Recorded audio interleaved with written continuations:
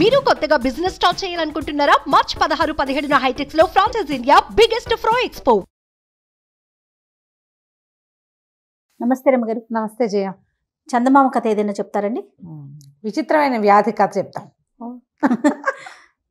వ్యాధుల్లో title చాలా విచిత్రంగా ఉంది రమ్మగారు. వ్యాధుల్లో విచిత్రాలు ఉండవు. కొన్ని జబ్బులే ట్రికీగా ఉంటాయి. కొంతమంది ట్రికీ బిహేవియర్ తో దాన్ని జబ్బుగా పరిణమింప చేసుకుంటారు. ఈ మధ్యకాలంలో అయితే మరీ ఎక్కువైపోయినాయండి. అసలు అది ఎందుకు వస్తుందో తెలీదు. అది జెంటికల్ గా వస్తుందా లేకపోతే మన అలవాట్ల వల్ల వస్తుందా, ఏ రీజన్ తెలియదండి. విచిత్రమైన జబ్బులు రమ్మగారు. అవును, ఆటో ఇమ్యూన్ డిసీజెస్ అంటారు.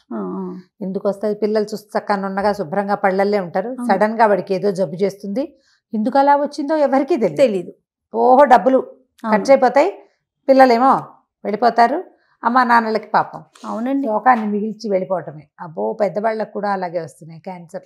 పేర్లు చెప్పకో, ఆ పేరు ఎత్తుకోకూడదు. అసలు భయం వేస్తోంది. ప్రతి పక్కింట్లోనూ ఉంది.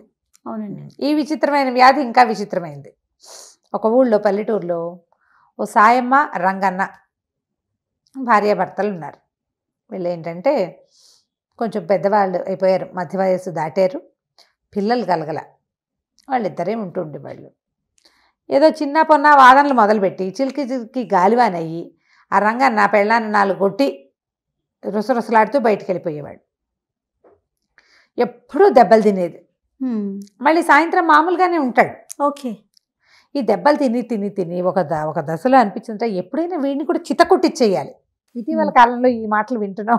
ఒకసారి పోలీస్ స్టేషన్లో పెట్టి ఉతికిచ్చేసేయాలి అని భర్తలను ఉతికించాలని భావించే భార్యలు ఇప్పుడు కనపడుతున్నారు బాగా. పాతకాలంలో కూడా ఉండేవాళ్ళు. ఎవరైనా సరే వీడిని తంతే గానీ ఆ తన్నుల నొప్పేంటో వీడికి తెలియదు. ఇంత వయసు వచ్చింది, ఇంకా నేను దెబ్బలు తినాలా అలా అనిపించేది. ఊరికే కొట్లాడుకునేవాళ్ళు. చివరికి అది 4 దెబ్బల్లో పరిణమించి గొడవ సద్దుమణుగుతూ ఉండేది. ఒకనాడు ఇలాగే ఏదో భార్యాభర్త మాట్లాడుకుని ఆయన పెళ్ళాన్ని కవ్వించి 4 పిడిగుద్దులు గుద్ది అడవికి కట్టెలు కొట్టుకురావడానికి వెళ్ళిపోయాడు. ఆవిడ ఎప్పుడెప్పుడు అని చూస్తున్న అవకాశం ఆ రోజు వెతుక్కుంటూ వచ్చిందనమాట. ఏమైంది? అటాగా రంగన్న అటు వెళ్ళిపోయాక ఒక అరగంట గంట తర్వాత ఈవిడేదో మెల్లిగా లేచి ఇంట్లో పని చేసుకుంటుంటే ఆ జమీందార్ గారి పని వాళ్ళు ఒక 4 వచ్చారు. మంచి ఆజాన్ బాహులు, పాలేళ్ళు జమీందార్ గారి దగ్గర ఇంట్లో ఉన్నారు. వీళ్ళ వాకిలు ఎలా ఉందంటే వీళ్ళ ఊళ్ళోకి ఎంటర్ అవుతుండగా ఉన్న మొదటి గుమ్మాలలో వీళ్ళదొకటి. వాళ్ళు ఊళ్ళోకి వచ్చి మిగిలిన గుమ్మాలు కాస్త గడియలు పెట్టున్నాయి బయట వైపు. పొలం పనులకు వెళ్ళిపోయి, ఇక్కడ పొలం పనులు లేవు వీళ్ళకి. ఆయన కొట్టలు కొట్టడానికి వెళ్ళాడు, ఈవిడ ఇంట్లోనే ఉంది. గుమ్మం జారేస్తుంది. దాంతో తలుపు కొట్టారు. కొట్టి ఈ ఊళ్ళో ఎవరైనా చిట్కా వైద్యులు ఉన్నారా అని అడగడానికి వచ్చారు. ఏమిటంటే జమీందార్ గారి అమ్మాయికి ఏదో విచిత్రమైన వ్యాధి వచ్చింది. ఆ వ్యాధికి గుణం కనపట్టాల ఎంతమంది వైద్యులు వచ్చినా. అందుకని ఏదైనా చిట్కా వైద్యం ఫలిస్తుందని ప్రతి ఊరికి 4 సైనికులను చొప్పున పంపారు. ఒక 4 రాజాను బాహువులు, మంచి పుస్తీలు గిస్తీలు, బ్రహ్మాండంగా మీసాలు, వాళ్ళు దుడ్డుకర్రలు, మనుషులు జమాజట్టిల్లాగా ఉన్న వాళ్ళని చూసేసరికల్లా ఈవిడికి ఉత్సాహం వచ్చింది. లేకేం బాబు, చక్కగా వెతుక్కుంటూ మా ఇంటికి వచ్చారు. మా ఆయనే బ్రహ్మాండ వైద్యుడు, మామూలు వైద్యుడు కాదు, ఘనాపాటి అనుకోండి. అసలు మొన్న మీరు నమ్మరు, మా పూజారి గవరయ్య గారి అబ్బాయి గుడిగోపురం నుంచి పడ్డాడు, కాలు మెలికపడిపోయి బిడ్డ నేల గరుచుకుపోయాడు. మా ఆయన ఏదో ఇంత తైలం ఎక్కడి నుంచి తెచ్చాడో పట్టించి రుద్దితే పిల్లాడు చూస్తూ ఉండగా కోతి పిల్లలే ఒక్క ఎగిరి లంఘించి ఎక్కేశాడు గోపురానికి మళ్ళీను. అట్లాంటి వాడు. అసలు చిట్కా వైద్యం అంటే మా ఆయన తర్వాతే ఇంకెవరైనా వీళ్ళ దగ్గర దొరికించడానికి చేసిందనమాట. వాళ్ళు ఏమన్నారు, ఏడమ్మా ఎక్కడున్నాడు అనేసరికల్లా కట్టెలు కొట్టుకు రావడానికి వెళ్ళాడు బాబు అని అన్నాక నాలిక కొరుక్కుంది. వైద్యుడు అని చెప్తూ ఏమని చెప్పాలి, మందులు మూలికలకు అని చెప్పాలి. చెప్పేసింది కదా. చెప్పేయంగానే వాళ్ళు అన్నారు, అదేంటమ్మా అంత ఘన వైద్యుడు అంటివి, ఆయన అటైటా వెళ్ళాడు, కట్టెలు కొట్టడానికి ఇంకెవరు లేరా ఏమిటమ్మా అంటే, అదేనండి మా ఆయన వింత, మా ఆయన భలే విచిత్రంగా ప్రవర్తిస్తాడు, అచ్చు కాపల్లే ప్రవర్తిస్తాడు, తల గుడ్డ కట్టుకుంటాడు, పంచె ఎగ్గడతాడు, పొలం కాపులు ఎట్లా పనిచేస్తారో అట్లా చేస్తాడు. అసలు ఒక్కొక్కళ్ళకైతే మాటామంతి లేకుండా వెళ్ళిపోతాడు. ఆయన కొంచెం కోపిష్టివాడు కదా, ఎవరైనా కనపడితే మొహం మార్చుకుంటాడు, కోపిష్టివాడిగా ఉంటాడు.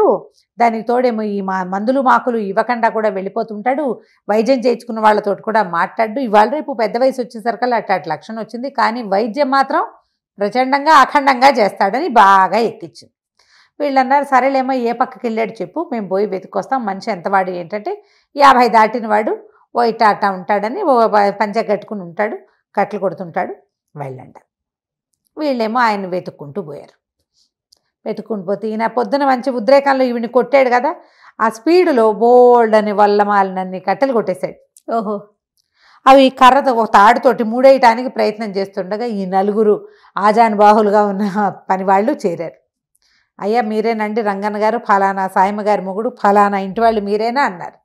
నేను అవునో కాదో చెప్పాలంటే ముందు మీకు ఏం పని మీద వచ్చారో మీరు చెప్పండి అంటే, మీ దగ్గర వైద్యం చేయించుకోవడానికి వచ్చామండి అన్నాడు. వైద్యుడిని అయితే నేను కాదు, సాయమ్మ మొగుడిని అయితే నేనేనన్నాడు. అనేసరికల్లా ఆవిడ ముందే ఇచ్చిందిగా హింటు, నేను వైద్యుడిని కానంటాడని. వైద్యం చేయనంటాడు కానీ చేస్తాడు అని. బాబు అట్లా కాదండి, జమీందార్ గారు అమ్మాయికి చాలా జబ్బు చేసింది, మీరు వచ్చి మీ చిట్కా వైద్యంతో పిల్లని రక్షించాలి, జమీందార్ గారు చాలా కష్టపడుతున్నాడు, బోళ్ళంత డబ్బిస్తారు, ఎంతమందో వైద్యులను చూసాం, పిల్లకి గుణం కనపడలేదు అనేసరికల్లా ఈయన ఏమనుకున్నాడు, సరే ఫోన్లే అదేంటో వెళ్ళి చూసొస్తే సరిపోతుంది కదా, ఏమైతే అదైందని మరి మోపు ఎత్తుకోండి అంటే వాళ్ళు నలుగురు చిన్న చిన్న మోపులు చేసి తలా ఒక మోపు ఎత్తుకొచ్చారు. 4 మోపులు ఇంటి దగ్గర పారేసి ఆ నలుగురు పెద్ద మనుషులతో కలిసి ఈ సాయరంగన్న గారు పోయాడు. వెళ్ళేసరికల్లా జమీందార్ గారు చేతులు నలుపుకుంటూ తిరుగుతున్నాడు అటు ఇటు. మా పిల్లకి అస్సలు బాగోలేదు, మాట పడిపోయింది ఉన్నట్టుంది. ఎంత వైద్యం చేసినా మాటే రాలా, పిల్లకి మిడిగుడ్లు పడ్డాయి, అట్లా చూస్తూ ఉంటుంది, నోటి నుంచి మాట రావట్లేదు, మీరే ఏదైనా చెయ్యాలన్నాడు. ఈయన ఏం చేశాడు, కాస్త ఆలోచించి శరీర తాలూకు నిర్మాణము, ఆ జబ్బులు, వాటిని గురించి ఒక స్పీచ్ ఇచ్చాడు గంభీరంగా ఇస్తే ఈయన ఆశ్చర్యపోయాడు. చూస్తే మనిషి బాగున్నాడు, 50 ఏళ్ళు దాటాడంటే ఏదో పిచ్చి వేషాలు వేయడు, మంచివాడే అయ్యి ఉంటాడు. కాకపోతే ఈయన ఇచ్చిన స్పీచ్లో కొన్ని తేడాలు ఉన్నాయి. అదేమిటంటే, చిన్నప్పటి నుంచి నేను విన్నాను గుండె ఎడం పక్కన ఉందని నాకు తెలుసు, మీరు ఏదో కుడి పక్కన ఉందని చెప్తున్నారు ఏమిటండి అన్నాడు. అనగానే ఈయన సర్దుకుని ఏమన్నాడంటే, ఇది వరకు అటే ఉండేదండి, కాలక్రమాన ఈ మనుషులు ఎగురులు దూకుళ్ళు ఎక్కువ ఎడం పక్కకి జరిగిపోయింది, మరి మీ పిల్లని చూపించండి అన్నాడు. ఆ పిల్లని చూపించేసరికల్లా లోపలికి వెళ్తే ఆ పిల్ల చక్కగా అందంగా చిలకలాగా ఉంది, అదే పనిగా చూస్తుంటే ఏం చెప్పినా ఏమిటి అదేం మాట్లాడదే, నవ్విచ్చినా నవ్వు మాటలు మాట్లాడినా మాట్లాడాల. ఈయన అన్నాడు, ఓ పని చేయండి, మరి వైద్యం సంగతి నేను చూస్తాలేండి, చక్కగా అన్నం ఉండలు చేసి మజ్జిగలో ముంచి తినిపించండి, అన్నపు ఉండలు మజ్జిగలో ముంచి తినిపించండి, చిలకలకు పెట్టే ఆహారం అదే, చిలకలకు కనుక అట్టాటి తిండి పెడితే శుభ్రంగా మింగేసి చక్కగా మాట్లాడి చిలకలాగా మాట్లాడుతుంది మీ అమ్మాయి కూడా, మజ్జిగానం పెట్టండి అదే వైద్యం అన్నాడు. రోజు పెడుతూనే ఉన్నామండి అన్నారు వీళ్ళు.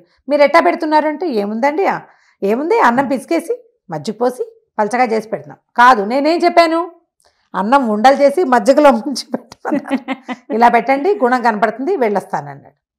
రాజుగారికి ఈయన పర్సనాలిటీ మీద, ఈయన మాట్లాడిన మాట మీద, ఈయన కంటి మీద గురి బాగా కుదిరింది. చాలా సంతోషించి ఓ 1000 వరహాలు చేతిలో పెట్టాడు. మీరు చెప్పినట్టే చేస్తాం, కాస్త అప్పుడప్పుడు వచ్చి అమ్మాయిని చూస్తూ ఉండండి గుణం కనపడేదాకా. ఈయన ఇంటికి వెళ్ళి పెళ్ళానికి చెప్పాడు, ఏమే వాళ్ళు ధనం ఇస్తామన్నారు, ఏవో 1000 వరహాలు ఇచ్చారు, ఇంకా ఇస్తారట అంటే ఆశ్చర్యపోయింది. ఇదేం వైద్యం, నువ్వేం చెప్పావు అంటే, ఏదో చెప్పానన్నాడు. మందేం వేసొచ్చో, మందేం వేయలా, మజ్జిగ అన్నం ఉండలు చేసి మజ్జిగలో ముంచి పెట్టమన్నానంటే నవ్వుకున్నారు ఇద్దరు. ఇంతలో ఏమిదో కుర్రాడు వచ్చి మీరేనా డాక్టర్, మా జమీందార్ గారికి వెళ్ళిన డాక్టరు అన్నాడు. అవును, నేనే జమీందార్ దగ్గరికి వెళ్ళాను, పిల్లకి మాట మంతి లేదు, చక్కగా ఉంది, చూపులకి చిలకలాగా, మాటల చిలకతనం లేదు దానికి అన్నాడు. అనేసరికల్లా కుర్రాడు అన్నాడు, మీ వల్ల ఏం కాదండి, మీరు ఏ మంది వేసినా ఆ అమ్మాయి మాట్లాడదు, ఎందుకంటే అమ్మాయి నేను ప్రేమించుకున్నాం, వాళ్ళ నాన్న ఇంకో పెళ్లి కుదిర్చాడు. జమీందార్ గారి బాధ ఏమిటి, పెళ్లి కుదిర్చాము, పిల్లకి మాట పడిపోయింది, పెళ్లి నాటికి మాటలు రావాలి అని చెప్పాడు ఈయనకి. రంగన్నకి చెప్పాడు ఆ మాట. ఈ కుర్రాడు ఏం చెప్పాడంటే, పెళ్లి కుదిర్చారు కాబట్టి అమ్మాయి మాట్లాడటం మానేసింది, ఇది జబ్బును పడిపోయింది కాబట్టి పెళ్లి ఆగిపోయింది, సంబంధం వాళ్ళు సిద్ధంగానే ఉన్నారు, ఏనాడు ఈ పిల్ల జబ్బు కుదిరితే ఆ రోజు పెళ్లి చేసుకోవడానికి, ఆ జబ్బు కుదిరే జబ్బు కాదండి అనగానే ఆ రంగన్న అన్నాడు, ఎందుకు నాయన ఈ బాధ అంతా, నువ్వు రా నాతోటి అని చెప్పేసి 3వ రోజున ఆ కుర్రాన్ని వెంబడి పెట్టుకుని రాజస్థానానికి తీసుకుపోతే పిల్లని చూస్తానన్నాడు. మీరు చెప్పినట్టుగానే అన్నం పెట్టామండి, ఏం గుణం కనపడలేదు అన్నాడు. ఇప్పుడు కనపడుతుంది కాదండి గుణం, నన్ను లోపలి పంపించండి అన్నాడు. ఈ అబ్బాయి ఎవరండి అంటే, మావాడే శిష్యుడని ఆ శిష్యుని వెంట తీసుకుపోయాడు లోపలికి. ఆ అబ్బాయిని చూడగానే పిల్లకి కిలకిలా మాట్లాడటం మొదలుపెట్టింది. వాళ్ళ నాన్న లోపలికి వచ్చాడు, నువ్వు తెచ్చిన సంబంధం చచ్చిన చేసుకోని తెలుసా నీకు అంది. అనేసరికి రాజు కొళ్ళు మండిపోయింది. చిచ్చి పాడిపిల్ల పిచ్చివాగుడు బాగుతుంది, ఏదైనా మందేసి దీన్ని నోరు పడిపోయేలాగా చేయమన్నాడు. అనేసరికి రంగన్న అన్నాడు, బాబు ఎందుకండి, ఈ పిల్లకి మాట పడిపోయిందే దీనివల్ల. ఒకవేళ ఇది వద్దంటే అమ్మాయి ఆ పెళ్ళే చేసుకోదు, మీ పరువు పోతుంది. మాట తెప్పించిన వాడికి ఏది కావాలంటే అది ఇస్తానన్నారు కదా, వీడే మాట తెప్పించిన వాడికి ఇచ్చి పెళ్లి చేయండి, బాగుంది కదా. రాజుగారికి ఏం చేయాలో తెలియలే, పిల్ల నువ్వు చచ్చిన పెళ్లి నేను చేసుకోనంది. ఇక జమీందార్ గారు ఏం చేస్తాడు, ఈ లోపల దాసీలు వాళ్ళు వచ్చేసి చూసేశారు. ఈ కుర్రాడు ఎవరో వచ్చాడు, వాడిని చూడగానే పిల్ల చిలకలాగా మాట్లాడుతోంది. ప్రచారం అయిపోయిందా, ఈ మాట ఇప్పటికి పోదు కదా. సరే ఆయన ఏమనుకున్నాడు, అలా కానివ్వండి, సరే ఈ కుర్రాడి వల్ల మాట వచ్చింది కాబట్టి కుర్రాడికి ఇచ్చి పెళ్లి చేస్తున్నామని ప్రచారం చేయడానికి నిశ్చయించుకుని ఈ రంగన్న గారికి 10,000 వరహాల్లో బహుకరించి బట్టలు పెట్టి, బాబు సంతోషంగా ఉండండి, మీ వల్లే మా పిల్లకి గుణం కుదిరింది, లేకపోతే తెలిసేదే కాదు. సరే ఆయన ఇంటికి వెళ్ళిపోయాడు, పెళ్ళాన్ని చూపించాడు, చూడవే ఎంత డబ్బులు వచ్చినాయని. ఆవిడ ఏమందంటే, నువ్వు నన్ను కొట్టడం వల్ల నిన్ను తన్నించడానికి నేను ఏర్పాటు చేశాను, చివరికి ఇది డబ్బు సంపాదన మార్గంగా వచ్చింది, అమ్మాయి గారి విచిత్రమైన వ్యాధి మనకి ఇది వచ్చింది, నువ్వు నీ వ్యాధి కూడా తగ్గించుకో. ఇదివరకు సంపాదన లేక పని లేక కొట్టేవాడివి, ఇంత డబ్బులు వచ్చినాయి, చక్కగా 4 గొడ్డు గోదా పెట్టుకుని కాస్త ఇల్లు వాకిలి ఏర్పరచుకుంటే ఆ పని ఉంటుంది కదా. అవును, ఖాళీగా ఉండకపోవడంతో ఇంకా ఆయన ఎప్పుడు కొట్టలేదట. వాళ్ళిద్దరూ హాయిగా ఉన్నారు. కథ కంచుకి మనం ఇంటికి. చాలా బాగుందండి. నమస్తే. నమస్తే.